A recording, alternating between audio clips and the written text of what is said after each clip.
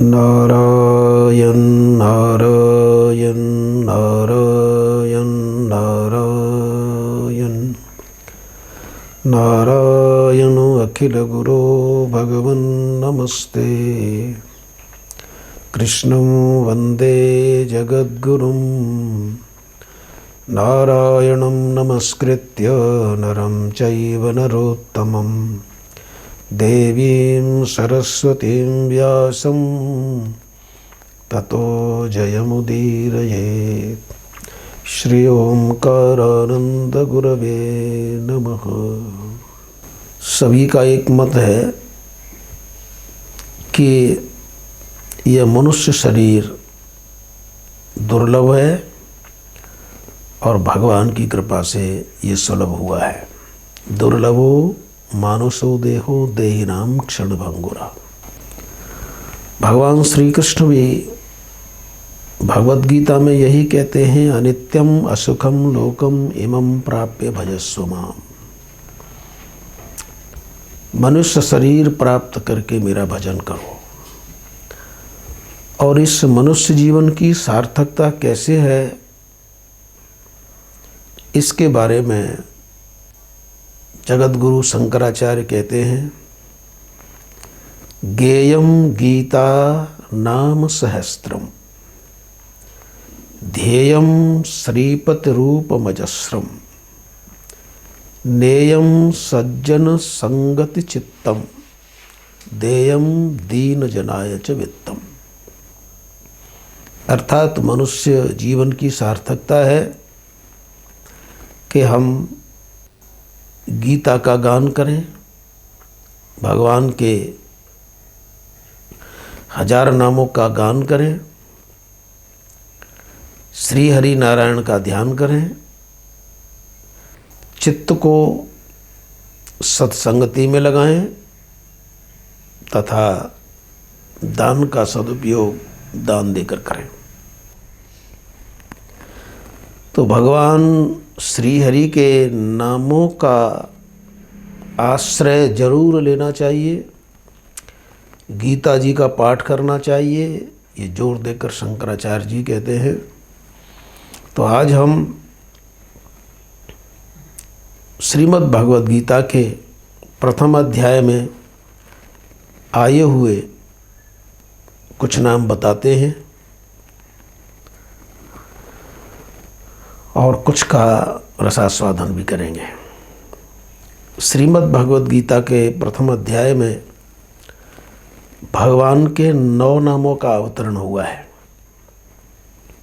माधव, ऋषिकेश, अच्युत, कृष्ण,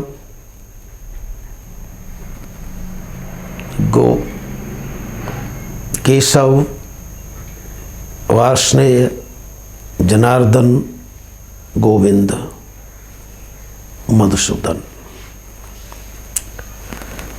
तो भगवान के ये 9 नाम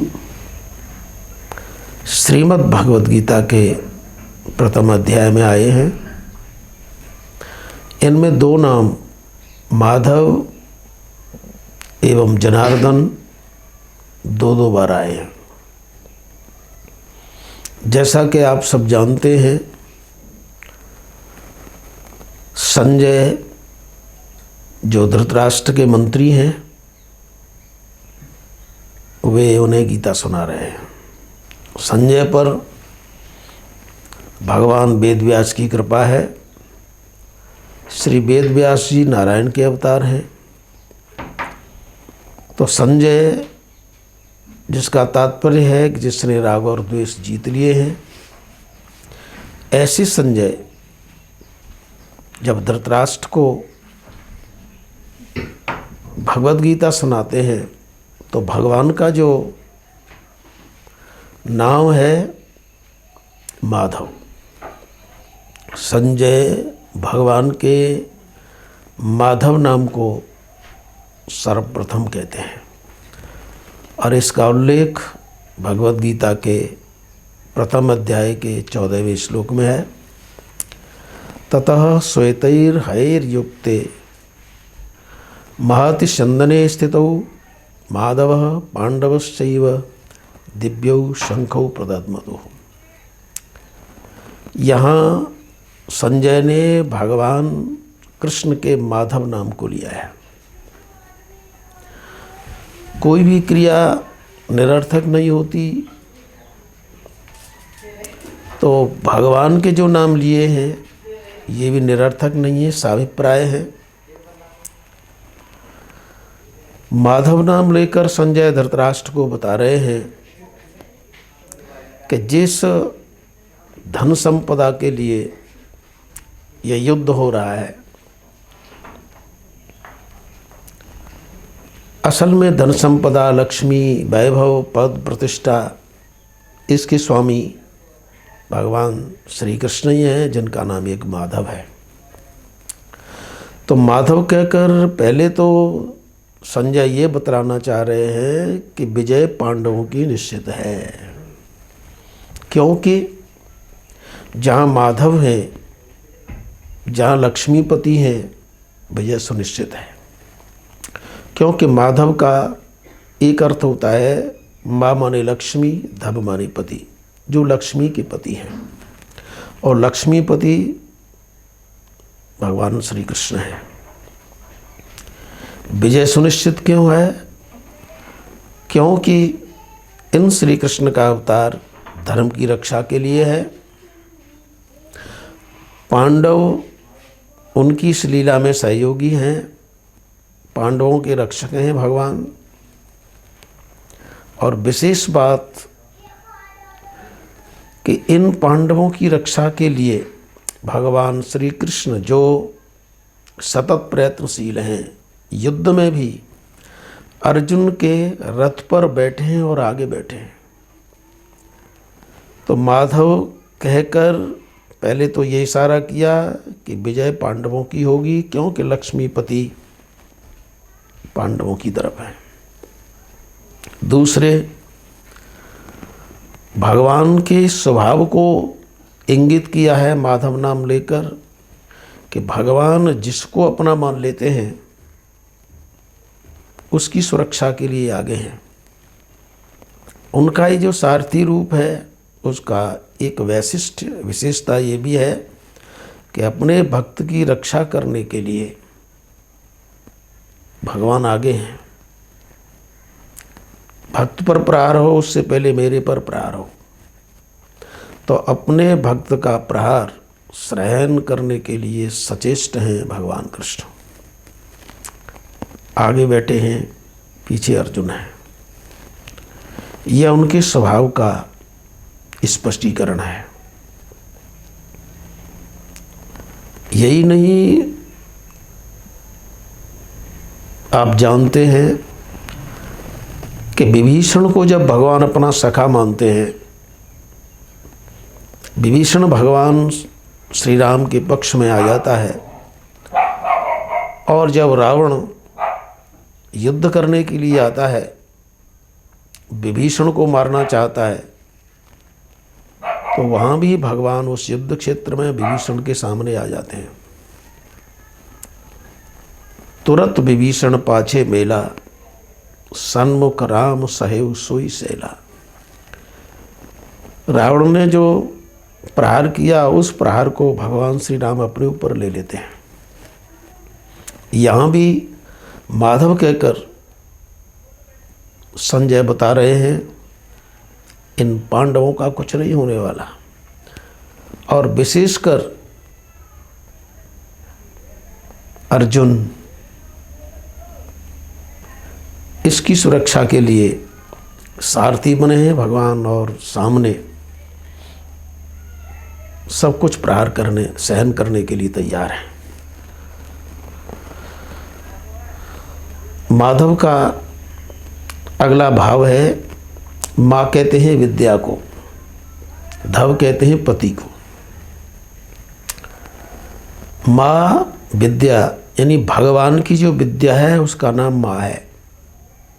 यह बात हरिवंश पुराण के 3 सर्ग के 88वें अध्याय के 49वें श्लोक में कही है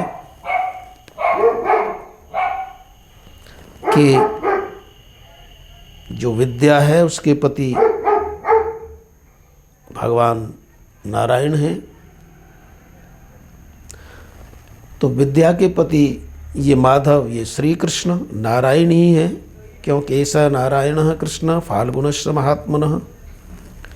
तो विद्या के पति हैं भगवान श्री कृष्ण, इसलिए माधव कहा। तो विद्यापति जिसके पक्ष में है, जिसका रथ हाँक रहा है, भला उसको किसी प्रकार का मोह कैसे हो सकता है, और यदि मोह होगा भी तो भगवान विनष्ट करने में देर नहीं करेंगे। तो माधव कह कर के पहले ये बताया कि जिधर भगवान है विजय उधर ही है। और अंत में 78वें श्लोक में, जो 18वें अध्याय का 78वां श्लोक है, उसमें तो स्पष्ट ही कर दिया था संजय ने, यत्र योगेश्वरः कृष्ण यत्र पार्थो धनुर्धरः तत् श्री विजयो भूतिर्ध्वा नीतिर्मतिर्मम। जहाँ कृष्ण है वहीं विजय है। तो माधव कह करके एक तो पांडवों की विजय निश्चित है ये बता दिया, दूसरे माधव कह करके ये बता दिया कि भगवान कभी अपने स्वभाव को छोड़ते नहीं हैं। जब श्री राम बने तब भी विभीषण की रक्षा की, विभीषण उनका सखा था, और यहाँ भी अर्जुन उनके सखा हैं, पांडव उनके सखा हैं। तो पांडव अर्जुन की विशेष रूप से युद्ध में सुरक्षा करने के लिए वे आगे हैं सारथी रूप में। और तीसरा ये जो बताया कि माँ यानी जो विद्या है, अध्यात्म विद्या है, उसके पति माधव हैं। तीसरे माधव का एक अर्थ होता है माँ माने नहीं, दाव माने पति। अर्जुन के रथ पर जो सारथी होकर के बैठे हैं उनका नाम माधव है, और माधव का अर्थ है जिसका कोई पति नहीं है, जो सबका पति है, सबका ईश्वर है, जो सबका ईश्वर है, जिसके इशारे पर सारी प्रकृति कार्य करती है। हवा चलती है, सूर्य तपते हैं, अग्नि प्रकाशित होती है, मृत्यु भी समय पर काम करती है। तो जिसकी आज्ञा से प्रकृति कार्य करती है, माया कार्य करती है, जड़ चेतन जब सब उसका अनुशासन मानते हैं, तो ऐसा जो ईश्वर है, माया का जो ईश्वर है, सबके ऊपर शासन करने वाला जो एकमात्र है, जिसके ऊपर कोई शासन नहीं कर सकता, सबका शासक जो है, वह अपने भक्त अर्जुन का सेवक होकर के बैठा है। इसलिए पांडवों की विजय निश्चित है। तो नाम एक है लेकिन उसके भाव अनेक हैं। तो इस प्रकार लक्ष्मीपति माधव हैं। लक्ष्मी सतत जिनके चरण दबाती रहती हैं, भला विजयश्री किधर जाएगी। तो इस प्रकार माधव माने लक्ष्मीपति, माया माने विद्यापति, माया माने माधव माने जो सबके पति हैं, जिनका कोई पति नहीं है। तो इस प्रकार एक नाम लेकर के संजय ने यह स्पष्ट कर दिया है कि माधव हैं, जिधर विजय उधर ही है। तो आगे का भविष्य सूचित कर दिया माधव कह करके संजय ने। अगले नाम की व्याख्या फिर विचार करेंगे। श्री राम जय राम जय जय राम। श्री राम जय जय राम।